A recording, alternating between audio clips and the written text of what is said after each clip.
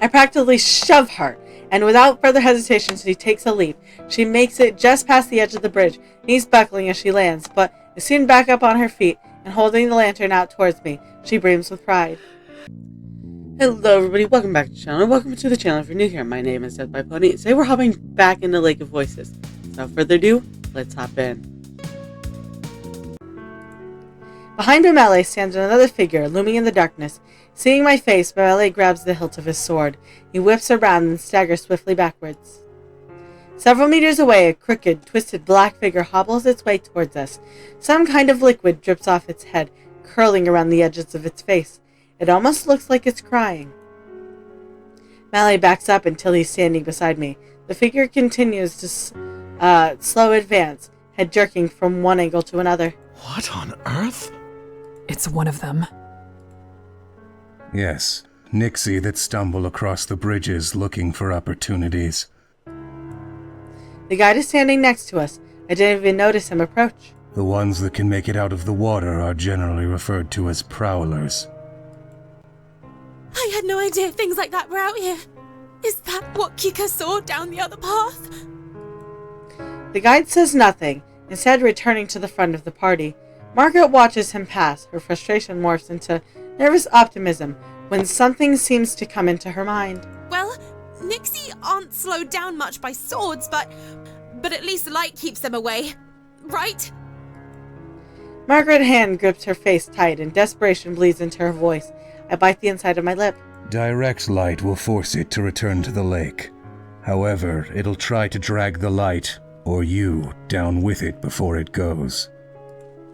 Instinctively, I reach for the hilt of my sword. Despite the fact it would do little to protect me, the prowler is getting closer, jerking forward, stopping, then resuming its slow advance. Okay, does anyone have a light we can leave here? That way it won't follow us. Only matches. Bimele spits. He's the one bringing up the rear, so he's the one most likely to be in danger if it keeps following. The guide, however, moves forward. Don't forget it's there, don't let your guard down, and don't get left behind. What? How am I supposed to keep walking with this thing at my heels? You said it wants to attack. Don't give it the chance. Bimele sputters in anger. The guide summarily ignores him. I solidly grab hold of Bimele's upper arm. Here, I'll lead you like this, and you can keep your focus solely on the prowler. Make sure it doesn't get too close. Bimele eyes the guide with unresolved hostility, but allows himself to softly sigh in relief. He gazes at me with fondness. At least there's someone I can count on. Despite the fact I'm going against his advice, the guide says nothing more.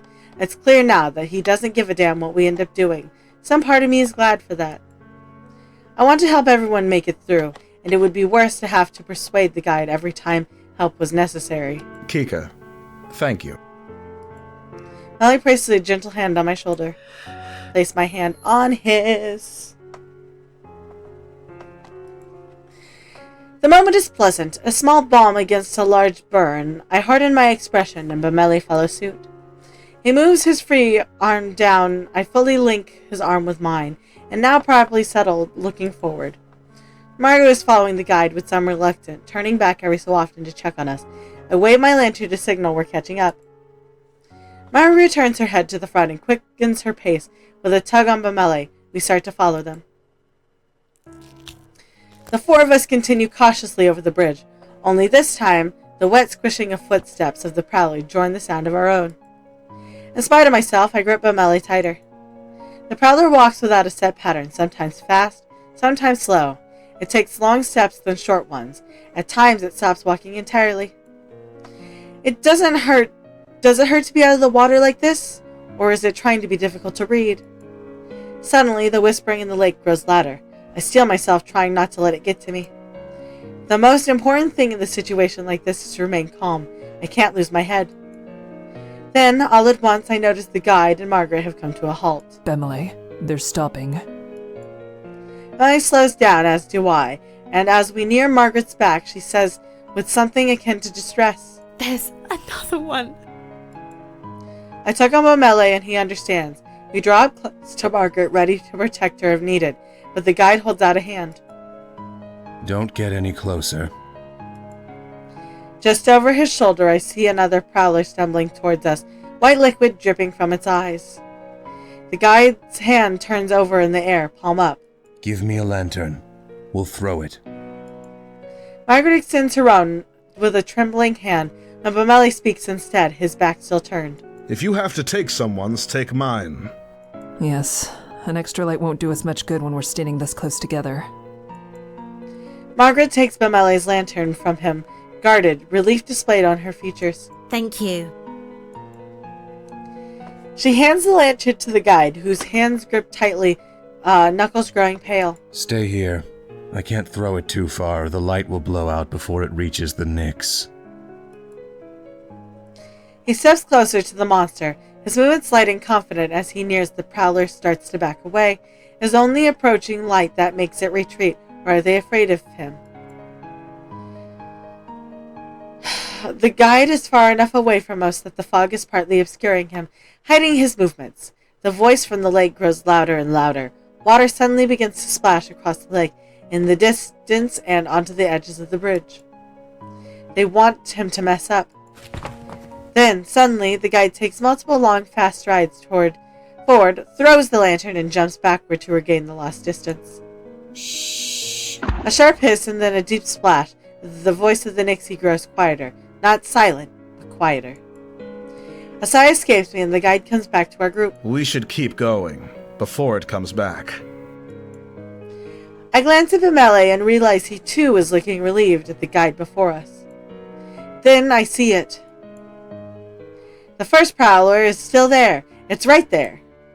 Pull Bameli forward. I shift around, pulling Bameli behind me. The prowler lunges after him, barely missing Bameli, but striking my lantern instead. The fire goes out. Then the two of us are plunged into an unearthly darkness. Then a slick splash. I realize the Nixie has retreated into the water. Somehow Bameli and I are still standing. We're still here. Kika, thank you. I can't respond. Something cold, wet, and slimy has grabbed my ankle. Kick it off. I kick my leg out as fast as I can, and the Nixie hold slips. I can't pull with the momentum I've gained against it. Margaret rushes to my side, her lantern hanging out towards the Nyx. Light brushes its face. We see for an instant its eyes widen, and then it slides back into the smooth surface of the water. Melly grabs Margaret and I, both helping us towards the center of the bridge, and cussing under his breath. I only looked away for 1 second. It's fine, Bameli. We're all fine. Are you actually all right? Margaret cocks her head down, examining my ankle but there's nothing but a wet smudge around my trousers. I am fine. I say nothing, though I don't actually want to let go of Bameli. I need to in order to relight our lantern and provide us actual safety. But I feel such a strong desire to not be alone in this moment. I shake my head roughly and let go of him, relighting the lantern as fast as I am able. Kika, thank you. Again. You saved my life. I won't let this happen again. Yes. Yes. It would be good for all of us to pay more attention. Margaret nods solemnly. Suddenly, it seems like we're all on the same side. It is only Bameli and I, and she is with us in more than simply presence. The guide's voice is cold. That monster's grasp ends my train of thought. We lost the lantern I threw. A Nyx grabbed it after the light went out. Margaret makes a noise. I glance over, wondering whether she's upset, but there's a small smile on her face instead. It's better than them taking anything else. A nervous laugh bubbles up out of me, and I just as quickly stop. Bameli chuckles in response, and our collective tension eases up, the adrenaline draining from our bodies. We need to keep walking. The guide stares down the bridge again, and we join him. I tried to clamp down on the relief and ease that wants to flood my head. It's not over. The prowler is gone, but so is Bameli's lantern. You can stay near me, Bameli, since your lantern is lost. I appreciate it. Margaret goes on ahead of us. Bameli stays by my side as I keep the end of the line. breath of release for Margaret and Bemeli is quickly followed by the somber atmosphere of Sinless as well, replaced by the gravity of the near-death experience. Never mind celebrating his survival, something like that shouldn't have happened in the first place. The memory of the Prowlers reaching out towards us appears each time I close my eyes. Why does it look like something's dripping down their faces? The Prowlers are on Margaret's mind too. Looking at her pained expression, it's as though the moment of relief never existed at all. I'm not sure. Me neither. Something's wrong with them, though. They live in water. Air shouldn't be good for the things, but they want to drown humans so much they're willing to drag themselves around on land? It's not right. Of course it isn't. They are monsters. They likely do not understand even the concept of right and wrong. Well, I don't disagree that there's something very wrong about them. I truly hope that's the last we'll see of the Prowlers. Something comes to her mind, causing Margaret to end her part of the conversation early. Since you two have to share a light, wouldn't it be safer to be in the middle? Margaret stops and waits for Bemeli and I to reach her position. That way, you'll catch the edges of my light and the guides, and it won't be so dangerous if Bemeli loses his position momentarily. That's a very kind offer, Margaret. Bemeli's surprise is so apparent. I want to cover his face with my hands to stop him from insulting her. She merely smirks. I think Margaret may be surprised with herself too. Bemeli returns to his usual surety. As thoughtful as it is, I, at least, am fine with bringing up the rear. I'm used to keeping watch for monsters, and since there are two of us, I can pay attention to the back while Kika focuses ahead. It's not my light, though, so I shouldn't be the one to decide what she should do with it. Margaret and Bemeli turn to me in unison. Seems like it's my decision. Neither of them are wrong. As for me, my goal is to protect everyone. I can't very well do that with Margaret following behind us. Being stuck in the middle of the group could also be dangerous depending on what circumstances we come across. Getting pincered by the enemy would be an almost sure death, no matter how experienced Bemeli and I are. I just don't know what to expect from this bridge, and that makes things so much more difficult. The current... So you're staying behind? Seems like it. Yes, I think we'll be good here. But really, thank you. That was a very kind offer. Well, alright. Margaret respects our decision and trots ahead a bit to catch up with the guide, he who has paid no mind to the entire affair. So, I don't want to sound like a child, but how much longer until we arrive at the halfway point? Margaret chuckles, reflecting the amusement I don't want to vocalize. We still have some ways to go. Damn. I suppress my laughter yet again at this pouting response. The gloom we've been under dissipates slightly, the light flickering through the fog. The first trial tends to be the most difficult. I believe we will only react better from this point on. I like the way you think. Then a gleam enters Bemeli's eyes and he grins. I think Kika deserves a round of applause. Her quick reflexes are owed the utmost appreciation. He leans softly into my shoulder, trying to get me to... what? It was indeed a sight. You're quite capable. Bemeli was also a sight, but for very different reasons. The way he froze with his mouth all agape was a laugh in itself. Bemeli shakes his fist at Margaret in mock anger, then shoots me an affectionate look. You should know, she and I are usually on equal footing. The only reason you had footing at all is because she pulled you back. Bemeli laughs, self-consciously scratching his head. That's very true. You can always count on Kika. I keep my eyes steadily ahead, unsure how I should respond. I am pleased, almost grateful to hear what they think of me, but I don't know what I could say that wouldn't seem pathetic. Instead, I contribute the best way I can. I keep my focus on the path ahead of us. Without a response from me, the conversation quickly dies out. Still, it eases my heart to be on such friendly terms with my companions. After some time, I notice Margaret isn't keeping up with the guide as much as she was before. I realize it's because the guide has increased his pace. Margaret begins to jog in an effort to keep up with him, and Bemeli and I do the same. Despite this, The guide keeps getting further away. We go faster and faster until suddenly we're full-on sprinting across the slick wooden boards. Figures in the dark fog fly past us at a blur, and it occurs to me the branching paths on the bridge appear to be sinking. I try hard to swallow the rising panic. The guide shouts something, but it's drowned out by the frantic pounding of our footsteps. I'm trying to piece together what he said. Don't stop, turn, when he takes a massively sharp right turn down a different path, using his own momentum and the sleek wood to slide in a new direction with no loss of speed. Margaret must have not worked out the warning either, as she completely caught off guard by the guide's change in course. She runs straight ahead past the turn and continues down the path we've been following up until now. She clumsily begins to halt, her momentum down the wrong bridge. Then I come upon the fork, and we need to wait. I keep straight ahead, not making an attempt to go to the correct direction. Melly seems to fumble slightly, but stays close behind me in the light. I inwardly apologize. I come upon Margaret, who nearly runs into me in her efforts to turn around. Her face was twisted at the sight. Why are you... I ignore her and move to face the other way. The path we came from is disappearing into the water. It's sinking. We have to jump. What? Margaret holds up her hand, but I grab her and spin her towards the path the guide is on. Go! We'll catch up. But... Bemele and I will have to jump together. He needs the light.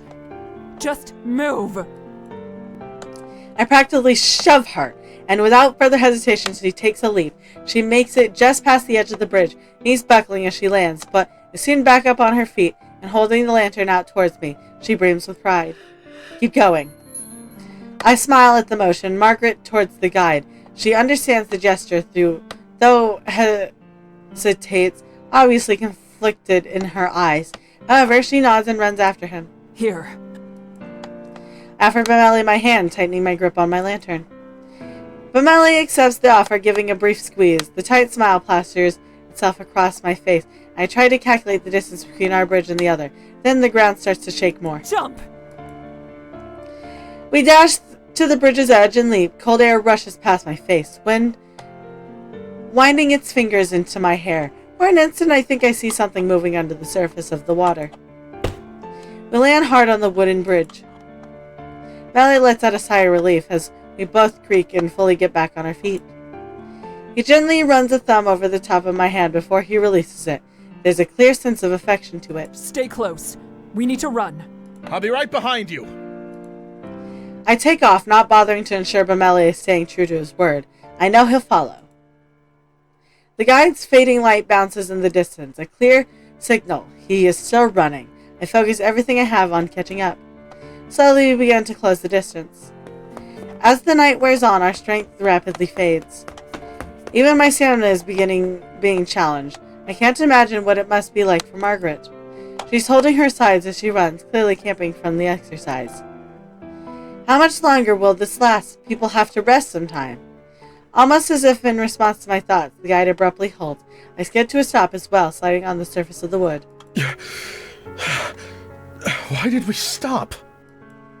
Mele's voice is tired, but his guard is up.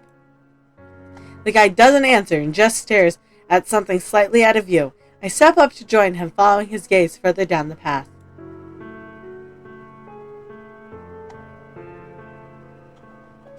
There, curled in a little ball illuminated by the lantern's light, cowers a person. His hands grip his head as he rocks from side to side, mumbling incoherently. It's a man. I'm sorry. I'm sorry.